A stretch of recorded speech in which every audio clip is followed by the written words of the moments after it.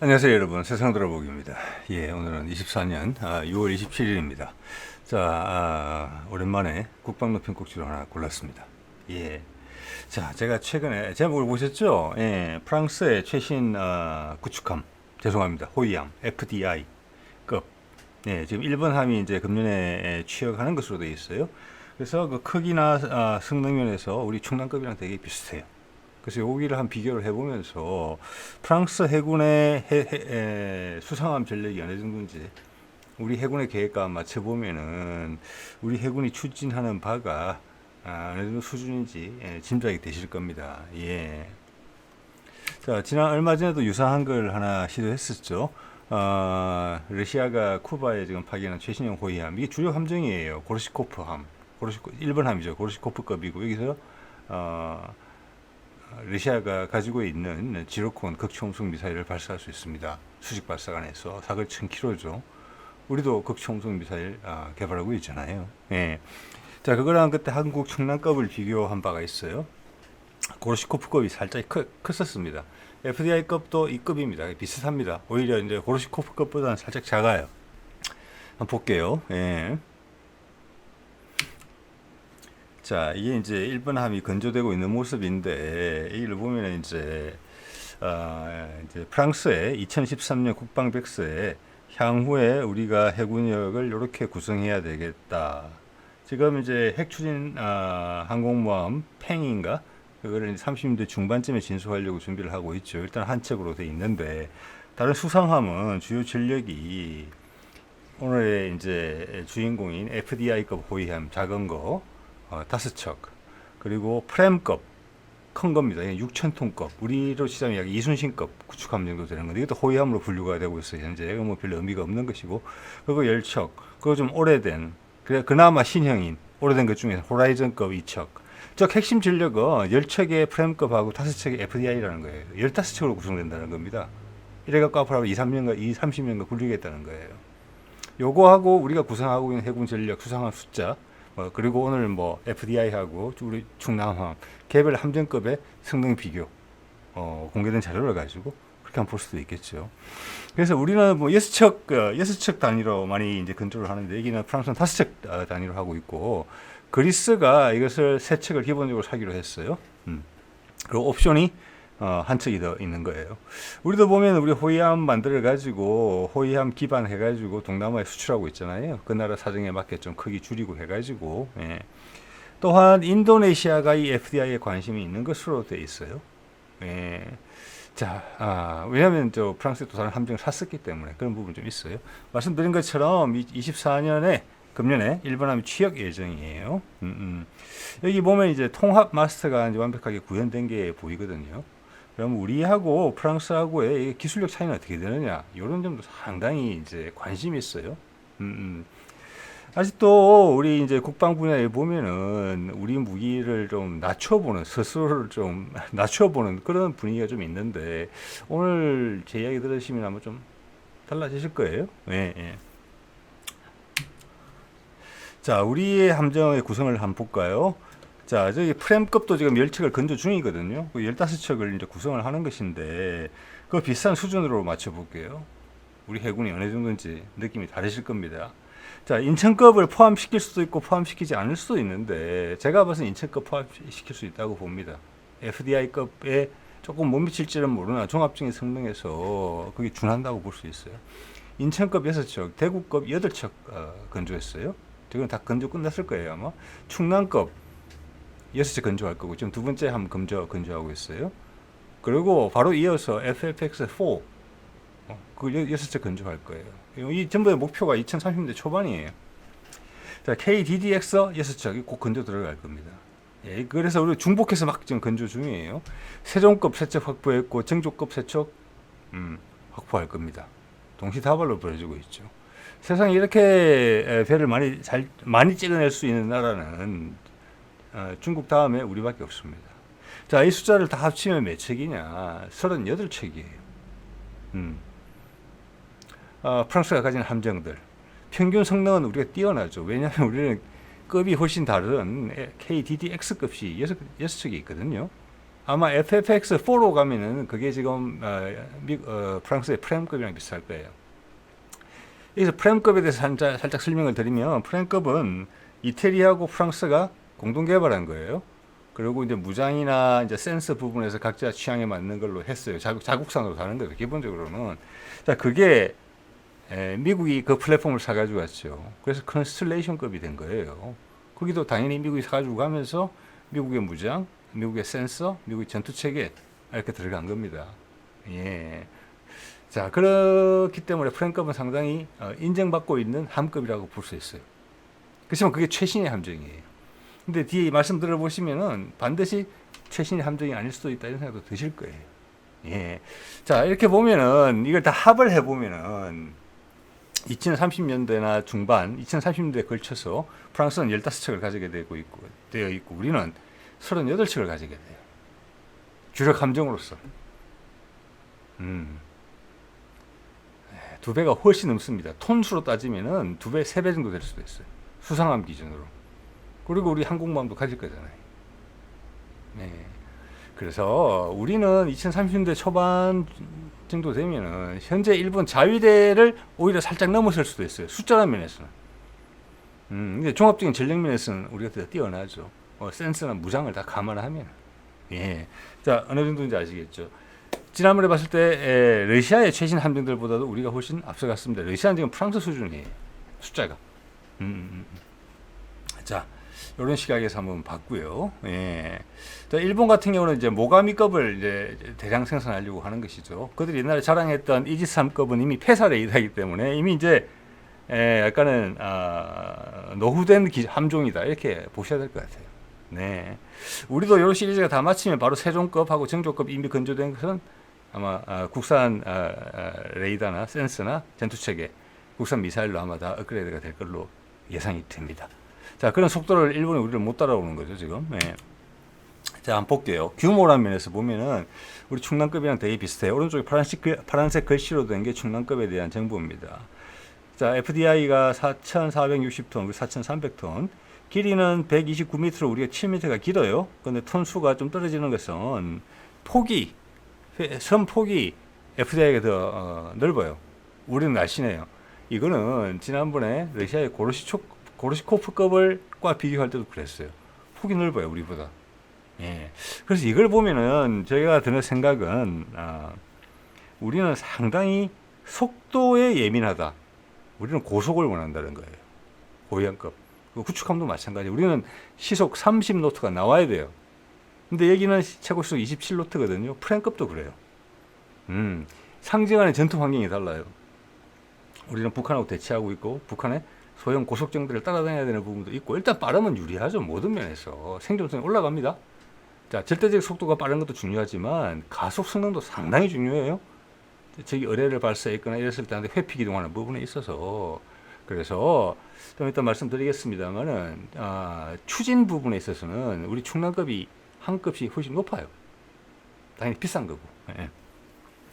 자, 그래서 고속을 위해서 날씬하게 만든다. 날씬하게 만들면 같은 길이에 대비해서 함정에 무기 배치하거나 안에 구성을 짜맞추기가 애로사항이 더 많아요. 그렇지만 이렇게 하는 것은 러시아의 경우에도 그랬고 프랑스 함정과의 비교도 그랬고 영국 함정과의 비교도 그렇습니다. 즉 유럽 함정과의 비교하면 우리는 날씬하고 날렵해요.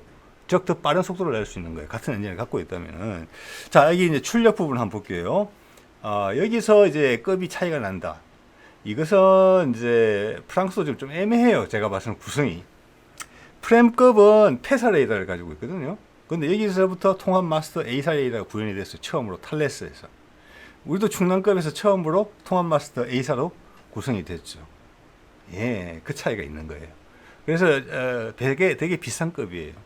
그래서 레이더 전투 체계는 일단 액면상으로는 유사하다라고 볼 수 있어요. 구체적인 성능은 뭐 알아볼 방법이 없잖아요. 그거는 군에서 모를 겁니다. 아마. 네. 자, 그다음 추진 부분이 달라요. 여기 추진 부분은 코어 데드로 되어 있어요. 이건 뭐냐? 기본적으로 디젤 엔진이에요. 디젤 엔진 2개가 있어요. 거기 당연히 기어가 맞물려 있겠죠. 그래서 축에 연결해서 추진을 하는 거예요. 디젤 차예요. 쉽게 말하면 디젤 차고 출력이 32메가와트예요. 자, 그런데 일단 출력부터 볼게요. 우리 충남함은 대구함하고 똑같아요.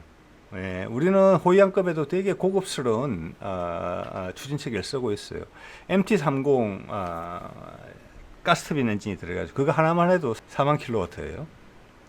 거기다가 디젤 발전기 추가로 뭐 1에서 2메가와트 되는 건 추가로 더 붙어 있거든요. 그래서 일단 출력이 기본적으로 높아요. 예, 그래서 최고 속도가 빠른 건 당연한데 우리는 여기 방식이 코데드가 아니고 우리는 코드 록이에요. 예, 가스터빈 엔진하고 디젤 엔진을 같이 쓰는데 디젤 엔진은 전기를 발생시켜요. 그래서 그거는 모터로 돌려요. 저 기아로 안 물려요. 예, 그 의미가 뭡니까? 조용하다는 겁니다. 디젤 엔진을 돌릴 때. 대신 급가속, 그게 한 18노트, 17노트까지 그렇게 하고 급가속이 필요하면은 가스터빈 엔진을 돌린다. 가스터빈은 통상의 방식대로 기아에 맞물려 있다. 자, 그래서 이것이 의미하는 바는 뭐냐? 우리가 고급인데 고급임으로써 유리한 게 뭐냐? 일단 디젤 일반적으로 항해할 때, 통상 항해할 때는 소리가 훨씬 적게 난다라고 시스템적으로 차이를 말할 수 있어요. 저기는 기아에 물려 있어요. 우리는 전기를 돌려요. 전기만 생산해요. 디젤 발전기가. 디젤 발전기예요. 디젤 추진기가 아니고. 그리고 추진은 모터로 돌린다. 즉 우리는 하이브리드 차예요. 그 상황에서는. 우리 전기차가 되게 조용한 거 아시죠? 그런 급이고 속도를 낼 때는 가스터빈 엔진을 쓰기 때문에 가속력이 훨씬 좋다. 우리가 최고 속도 좋지만 가속력의 차이는 훨씬 더 클 것이다. 라는 것을 짐작할 수 있어요. 그럼 생존성이 좋다. 예, 여기에서 나는 차이는 크다. 즉 함급이 여기서는 다르다고 볼 수 있다. 추진 체계에 있어가지고 우리가 훨씬 비싼 체계를 쓴 것이다. 제가 인천급까지는 지금 정확하게 기억을 안 나는데 찾아보지 않아서 대구급하고는 똑같은 형태를 쓰고 있어요. 예, 인천급도 비슷할 거라고 저는 봅니다. 왜? 우리의 목적은 똑같거든요. 빨라야 된다는. 자, 그 정도 말씀드리면 될 것 같고요. 여기서는 여기 이제 잘 돼 있네요. 위에 게 지금 FDI급에서 쓰고 있는 코데드예요. 예, 발전기가 죄송합니다. 발전기가 아니고 디젤 엔진이 크게 두 개 붙어 있고 클러치를 통해서 기아에 맞물려서 출축을 돌리죠. 이게 코데드예요. 영어로 치면 combined diesel and 디젤 두 개 묶은 거다 이 뜻이에요.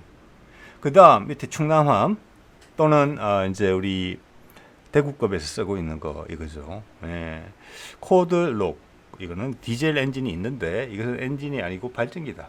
전기를 발전시킨다. 그래서 저속으로 이동할 때는 디젤 발전기에서 나온 전기를 가지고 전동기를 돌린다. 기어를 통과하지 않고. 그래서 조용하게 추진한다. 고속이 필요하게 되면은 여기 L자는 일렉트릭의 L자거든요. 전기 구동을 한다는 것이고 급가속이 필요하거나 고속이 필요할 경우에는 가스터빈 엔진을 쓴다. 왜 그때만 쓰느냐? 가스터빈 엔진은 연료를 많이 먹으니까 대신 출력은 엄청나게 가속은 엄청나게 좋다. 자, 가스터빈 엔진은 통상의 방식대로 기어를 통해서 물려있다. 자, 이것이 유사한 출력이라도 위에 있는 코데드 방식에 비해서는 가속력이 엄청나게 좋다. 저속에서는 훨씬 조용하다. 이게 생존성에 직결되는 문제다. 소리 스텔스라는 부분에 있어서 훨씬 우수하다. 가속 성능도 훨씬 좋다. 최고속은 더불어 좋다. 예, 이거는 차이가 있다. 비용도 큰 차이가 있을 거라고 좀 봅니다. 네. 자, 그래서 이런 상황에서 비용을 한번 볼게요. 비용 자료가 잘 있더라고요. 위키피디아 자료입니다. 이거는 타스책을 만드는데 건조비하고 개발비 우리도 저런 식으로 계산해요. 예산을 딱 통으로 주는 거죠. 이렇게 개발비 들어있고 함선 건조할 때 들어가는 비용, 이게 무장 비용도 들어가 있다고 저는 봅니다. 여기 보면은 이 프랑스 이 FDI 같은 경우는 척당 지금 환율로 해보니까 1,500원 정도 되더라고. 1유로가 6,200억이에요. 한 채 건조하는데 충남함은 값이 많이 올랐어요. 아마 여기서는 통합 마스가 들어가고 이런 부분이 있었을 거라고 봅니다. 그런데도 4,660억이에요. 네. 아까 몇몇 구성은 우리 배가 더 나았죠. 최소한 추진 체계 면에서는 우리가 한 단계 급이 높은 추진 체계를 달고 있어요. 그런데도 가격은 더 싸요. 나중에 무장 체계까지 보시면 우리가 훨씬 더 저렴하다, 훨씬 더 우수한 무장을 갖추고 있음에도 불구하고 이걸 느끼실 겁니다. 예. 자, 제 자료는 제가 예전에 언론에서 보거나 국방부에서 발표한 자료를 이건 왜냐면 예산 자료이기 때문에 정확한 자료예요. 뭐 뒤에 뭐 변경될 수는 있겠지만 자, 이렇게 참고를 하시고요. 자, 요게 이제 센서 부분인데 이게 통합 마스터가 들어갔어요. 우리랑 똑같은 거예요. 예. 그들의 이름은 Cfire라고 불러요. S밴드예요. 우리도 S밴드거든요. 예. 우리는 요 중단급부터 이제 우리가 국산화 됐죠. 통합 마스터. 통합 마스터 기술 쉽지 않다는 말씀 제가 드렸습니다. 여기 여러 가지 레이더가 같이 들어있기 때문에 간섭이 아마 크게 애로점으로 제가 알고 있어요. 우리는 그걸 바탕으로 KDDX로 가면 더 출력이 높은 S밴드 레이더에 X밴드 레이더까지 추가되게 돼 있죠. 이건 탈레스에서 개발했어요. 네. 자, 그래서 이게 그러면 프랑스는 프랑스께 우리보다 훨씬 좋겠지, 우리 거보다는. 이런 약간 옛날 방식의 사고를 하시는 분도 계실 수 있는데 이거 말씀드릴게요. 프랑스의 군용 함정에서 이렇게 A사 레이더로 A사 그리고 통합 마스터로 일단 보이거든요. 아닐 수도 있어요, 통합 마스터. 그렇지만 통합 마스터로 일단 보인다고 할게요. 그게 이 FDI급이 처음이에요, 처음. 지금 같이 건조하고 있는 프렘도 후기형은 또 바뀔지 모르겠습니다만은 프렘급은 우리 세종급처럼 폐사 방식이에요, 레이더가. 예, 차이가 크죠. 예. 그래서 여기서 레이더는 더 최신형이 들어갔어요. 즉 프랑스에서도 해상용 A사 레이더를 처음으로 시도한 거예요. 예. 우리는 사실 그 전에도 대구급 같은 데서도 면 고정이 아니지만 선배열 회전하는 레이더는 A사 레이더로 했었어요. 즉 A사 레이더 부분에서는 우리가 프랑스를 앞서간다. 저는 감히 그렇게 생각합니다. 예. 거기다가 KDDX 거 통합 마스터 개발했잖아요. 자, 그래서 거기는 같은 선상에 있는데 우리가 좀 빠르다라고 봐진다는 것이고, 소나는 이제 선수 밑에 있는 것은 소나는 있고, 우리도 그건 똑같죠. 우리 뒤에 선미 소나가 이게 보통 예인 소나죠. 여기도 예인 소나를 가지고 있어요. 이게 상당히 이제 이 동네에서 많이 알려져 있는 탈레스제 예인 소나인데, 이거는 유럽의 함정이 대부분 다 이걸 쓰고 있어요. 우리는 이걸 국산화했죠. 우리 예인 소나예요. 예. 멀리 있는 이거는 A사 방식이기도 하고 A사 능동일 수도 있고 수동일 수도 있어요. 네네. 그래서 장거리에서 찾는다 이런 거예요. 저게 잠수함의 사정거리, 공격 의뢰의 사정거리 바깥에서 저걸 잠수함 찾을 수 있다. 장거리 찾는 거죠. 끌고 다니면서 주변 소음이 최소화되어 있죠. 네. 자체 함정의 소음도 차단이 된 상태에서 하는 거니까. 그런데 여기는 제가 봤을 때 그건 없어요. 심도 변경 소나는 없는 거거든요. 심도 변경 소나는 이겁니다. 깊이 방향으로 하는 거예요. 깊이 방향으로. 끌고 다니기는 하는데 밑으로 들어가는 거예요. 예. 예인 소나는 뒤에 꼬리가 길어서 이렇게 끌고 다니는 거고, 그거는 저주파, 장거리에서 잡는 그런 용도고, 심도 변경 소나는 뭐냐면은 물에 따라서 바닷물 속에 수온층이 있단 말이에요. 그 수온층이 있으면은 거기를 음파가 통과를 못 해요. 그래서 그 수온층에 잠수함이 숨어 있으면 가까이서 잡을 수가 없어요. 자, 우리가 자주 다니는 해역이면 계절에 따라서 수온층이 어떻게 형성되는지를 잘 알 거예요. 또 수온층이 잘 형성되는 것도 알고 있을 거예요. 평소 조사하는 게 다 그러는 거잖아요. 거기에는 심도 변경 소나가 필요한 거예요. 딱 맞는 깊이에 딱 넣어야 되는 거잖아요. 그래서 제가 생각하기에는 이게 한 4,000톤 이상 넘어가면 이것도 톤급이 심도 변경 소나 들어간다고 그래요. 여기에 중단급에는 이에 대한 정보는 없는데 이미 LIG에서 국산화 됐기 때문에 저는 감히 생각하는데 들어간다고 봅니다. 왜? 한반도 해역, 이 호위함이 주로 활동할 한반도 해역에는 잠수함이 온 세계 잠수함이 다 우글거리고 있단 말이에요. 예. 자, 그렇게 심도 변경 소나 들어갔다 이러면은 대잠 능력도 우리 중단급이 FDI급보다는 훨씬 앞서간다. 이렇게 감히 생각해 봅니다. 네. 그래서 여기서 우리가 품질 이런 부분을 생각해 볼 수 있는데, 저는 품질이 절대 안 밀린다고 봅니다. 오히려 더 뛰어날 것이라고 봅니다. 왜냐하면은 제가 최근에도 몇 번 말씀을 드렸지만 우리 해군이 대양 해군을 표방하면서 해군력을 성장시킬 때는 중국 해군과의 맞닥뜨림을 가장 큰 위험 요소로 삼았을 것 아니겠습니까? 그죠? 예. 그래서 우리하고 중국 해군은 늘 붙어 있을 수 있어요. 아주 가까운 거리에서 엄청나게 높은 밀도로. 서해 아니면 남해잖아요. 왜 그렇게 생각을 하는고 하니, 우리가 미국의 편에 서서 중국 해군을 상대한다고 봤을 때, 또 한반도 소통 이후에 우리의 해상 교통로를 지킨다고 봤을 때 동진하에 지나서 남중국 해죠. 중국 해군과 맞설 수 있고 또 그 다음 2차로 생각할 수 있는 가상의 적은 일본 해군이죠. 둘 다 수준이 절대 낮지 않죠. 늘 섞여 지낸다고 봐야 돼요. 물속 공해상에서는. 예.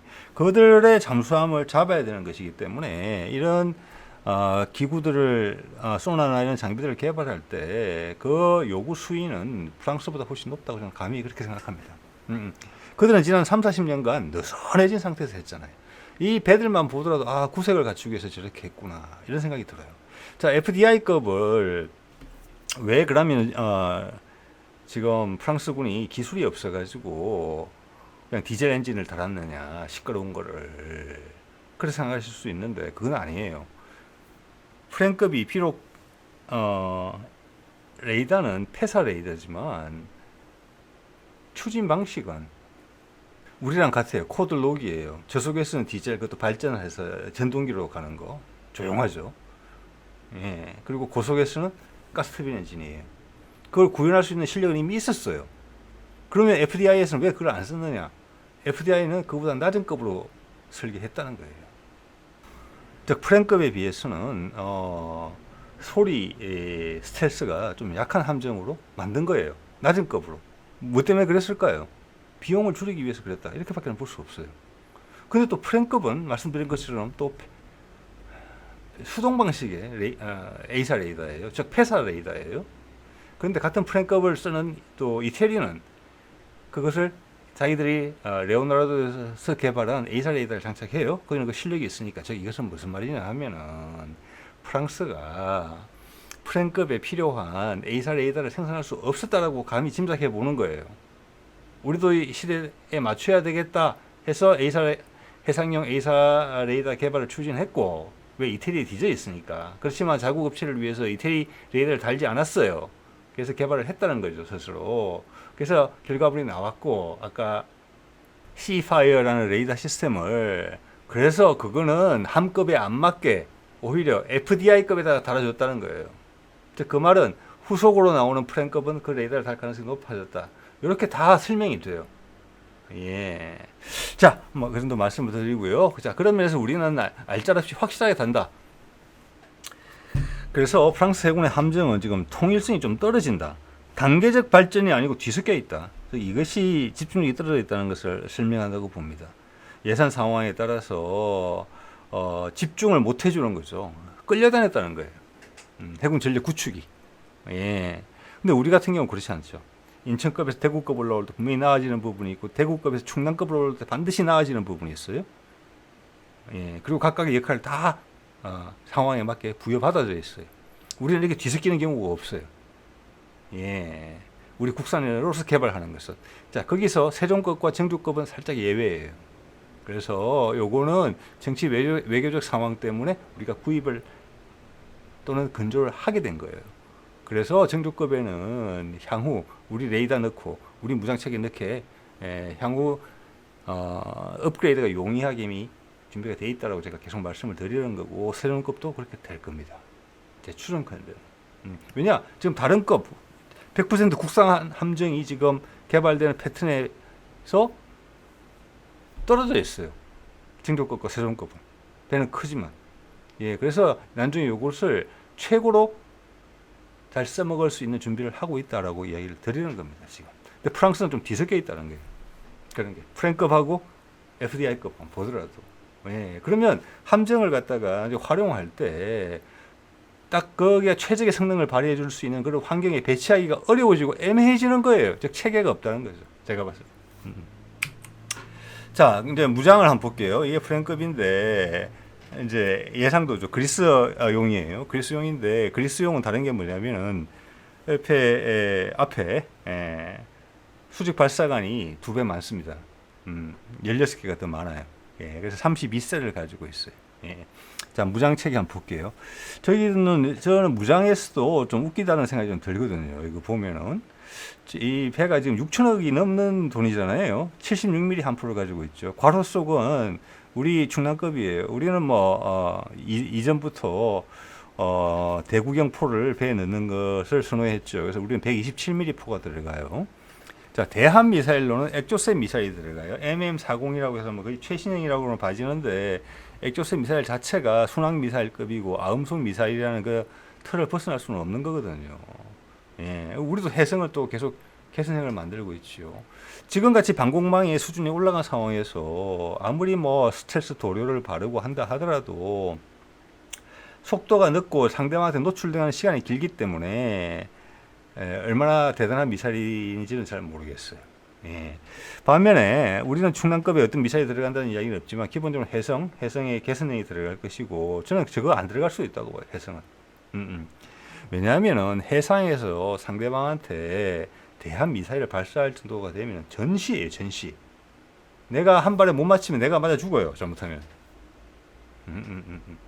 그렇기 때문에 저는 우리가 개발해 놓은 초음속 대한 미사일이 무조건 들어간다고 봅니다. 우리 대한 미사일. 수직 발사관에 들어가든 경사 발사대에 들어가든. 그리고 몇 년 전에 노출이 됐던 우리 한국판 지로콘 극초음속 미사일. 아마 작년 초인가? 시험 비행 했을 텐데 보도를 전혀 안 타고 있죠. 22년 말에 공개를 했었어요. 개발 중인 것을. 그때 왜 공개했느냐에 대해서 제가 말씀을 드린 바가 있습니다. 그때 미국을 위해서 우리가 공개를 했던 거예요. 초음속 미사일도 그렇고. 그때 북미 정면선언 하고 있을 때죠. 예, 저기 가능성이 있을 때죠.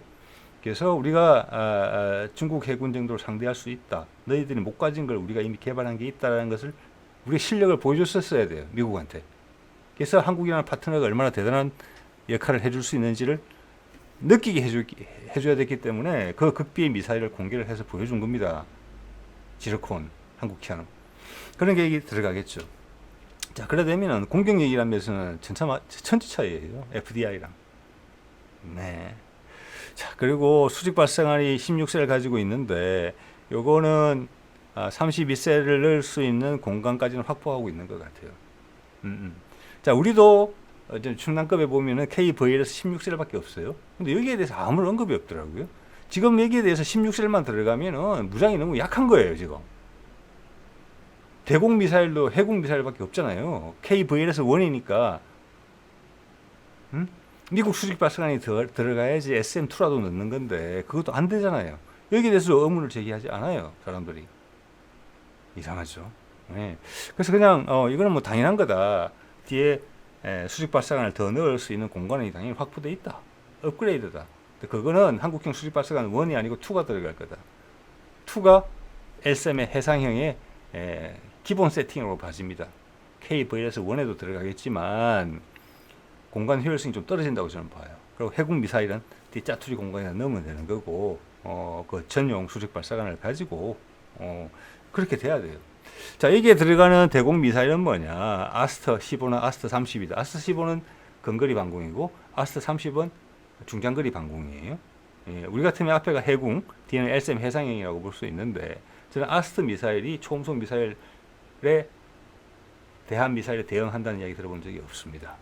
그게 안 돼요, 지금 여기서. 초음속 미사일에 대응이 안 된다고 봅니다. 아스트 미사일급은. 계속 개량이 나오고 있지만, 제가 좀 이따 자료를 보여드릴 거예요. 그거 안 된다고 봐요. 방어력도 상당히 취약하다. 그들이 상징하고 있는 저거 러시아 해군이잖아요. 아니면 중국 해군이잖아요. 그들은 다 초음속 대한 미사일 다 가지고 있어요. 탄도탄 방식이든 활공 방식이든 아니면은 순항 방식이든지 간에 그게 무력해요.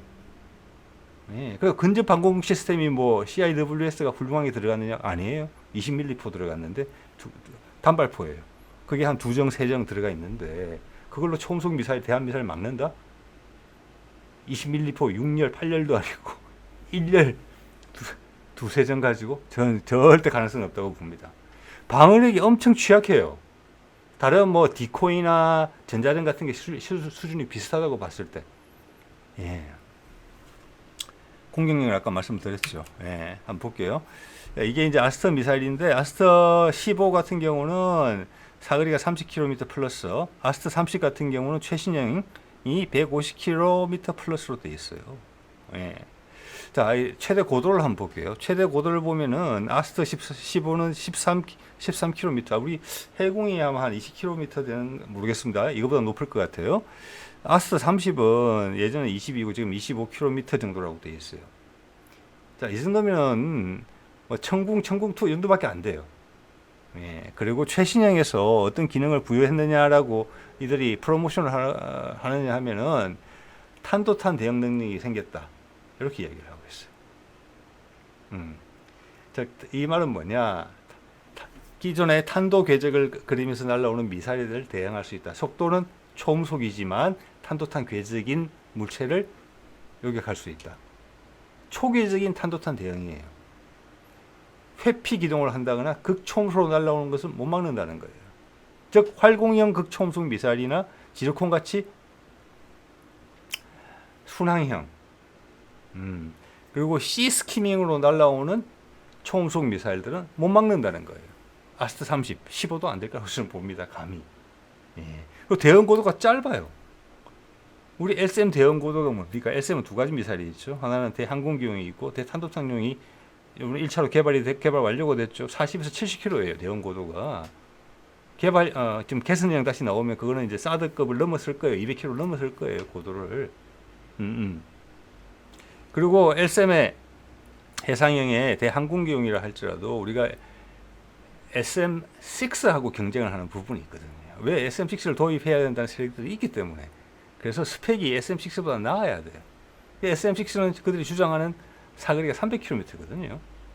그럼 그걸 넘어설 수 있다는 거예요. 자, 이렇게 보면 미사일의 구성이 우리가 훨씬 뛰어나요. LSM이 개발돼서 장착이 되게 되면. 지금 해상형 개발 시작한 건 여러분 알고 계실 겁니다. 예. 그리고 사거리가 훨씬 길어요. 얘들보다. 고도도 훨씬 높고 향후 개선형이 나오는 스펙에 대해서 우리 이미 다 알고 있거든요. 배를 한 척 만들면 3, 40년 쓰잖아요. 그럼 그걸 감안한 센서, 특히 레이더류가 들어갔을 거예요. 우리 미사일들이 더 멀리 날아가고 더 멀리 있는 물체를 요격할 수 있어요. 더 빠르게 날아올 수 있는 물체를 요격할 수 있어요. 그러면 우리의 센서 시스템 똑같은 A사 방식의 S밴드 레이더지만 탐지거리가 훨씬 길어야 되고 동시 대응 능력, 속도 대응 능력이 훨씬 더 뛰어나다는 것을 알 수가 있어요. 그래야만 이 무장을 효율적으로 쓸 수 있으니까. 프랑스의 무장은 그만큼 요구하지 않으니까. 여기서 어떤 차이가 벌어지는지 여러분 느끼시리라고 생각을 합니다. 거기다가 우리는 지금 해군도 초음속 대함 미사일 대응이라는 전제를 가지고 개발된 거예요. 서방에는 그런 미사일이 없어요, 지금. 왜 우리 주변에 저기 다 그걸 가지고 있는데 왜 그 대응하는 미사일 대응 무기체계를 개발하지 않는 것이냐? 이해하기 어려운 거죠. CIWS-2도 대응 속도가 지금 마하 4, 마하 5 이상으로 지금 전제하고 개발 중이에요. 그거 한 30년까지 나올 거잖아요. 그러면 우리는 LSM부터 시작해서 해군, 그리고 근접방공 최소한 초음속 이상을 대응하는 무기체를 가지고 있어요. 그것을 이 프랑스의 FDI는 하나도 가지고 있잖아요. 그들이 주적이 다 가지고 있는데도 그런 역할을 할 수 있는 무기를. 저는 이것은 의아하다고 보고, 그건 미국도 마찬가지입니다. 예.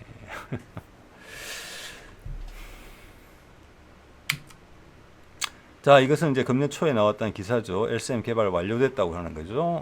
25년부터 양산한다. 그래서 해상형 개발 들어간 것이고, 지금 그림이 보이는 게 실제 그림이 공개된 게 없어요. 밑에 아래쪽에 있는 게 지금 아마 국방과학연구소에서 나온 이렇게 컴퓨터 그래픽 같은데, 예. 이거는 지금 앞에 날개가 안 달려 있기 때문에 대탄도탄 대응 탄이라고 봐져요.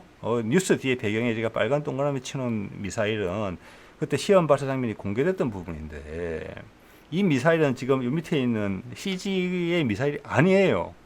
부스트가 훨씬 큰 게 달려 있거든요. 저건 전혀 다른 미사일이에요.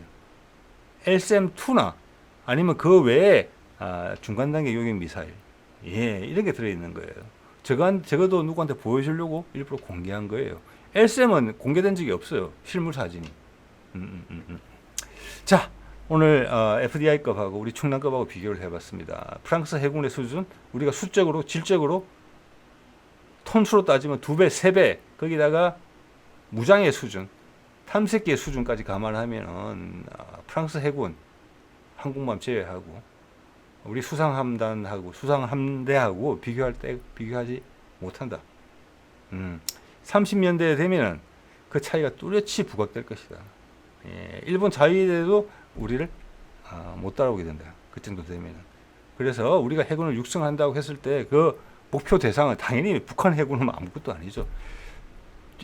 숫자에서는 좀 부족할지라도 기술적으로 성능적으로 중국 해군과 맞설 수 있는 해군, 미국 해군의 빈자리를 완전히 메꿔줄 수 있는 수준을 갖추는 것을 목표로 하고 있다.